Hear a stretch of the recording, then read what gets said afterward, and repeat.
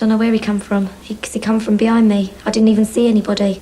I just felt his arms coming around me from behind. I was scared, you know. I thought, supposing this man's going to kill me. I didn't know if he had a knife. I really did fight him, you know. I gave it all I had to get him off of me or away from me. But he got the better of me. Then he raped her. Early 20s, medium height and slim build with fair, spiky hair. His face was covered with spots or boils, and his clothing smelt strongly of damp or mould. Do you know this man? Call Crime Stoppers on 0800 555 111. You don't have to give your name, your call is free, and you could earn a Community Action Trust reward. I don't think this geezer really should be allowed to be out there, to be able to do it to somebody else. If you have information about this or any other crime, call Crime Stoppers now.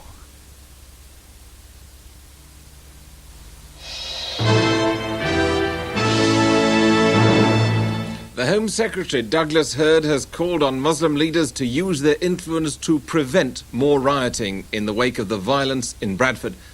Bystanders were injured and police headquarters besieged as more than 3,000 students protested against Salman Rushdie's book, Satanic Verses. Violence broke out as a breakaway group of about 200 Asian youths said they were taunted by members of the Bradford City Football Club, known locally as the Ointment. In the subsequent clashes, there were a number of injuries as bricks and bottles were hurled and windows smashed.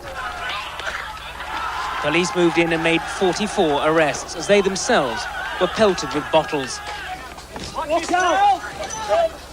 Demonstrators said heavy-handed policing had contributed to the trouble.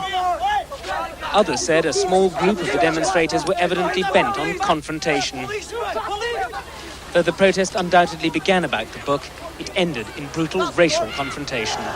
Mark Webster, ITN, Bradford. In an interview in the Mail on Sunday, his first since Ayatollah Khomeini sentenced him to death, Salman Rushdie said he was sad the Muslim community was closing itself off by condemning Satanic Verses, and insisted most of the accusations of blasphemy against the book were simply wrong. He condemned the Khomeini revolution in Iran as a force for evil, and said his next project would be a children's book. The Irish Prime Minister Charles Haughey says he means to form another government, though he's going to have to negotiate with rival parties. His own Fianna Fáil came out of the election with 77 seats, 6 short of an overall majority. He'll be talking to the main opposition party, Fianna Gael, and the Progressive Democrats, who finished with 6 seats.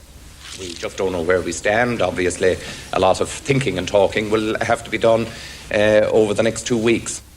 An American astronaut who was to fly a shuttle mission in November has been killed in a plane crash.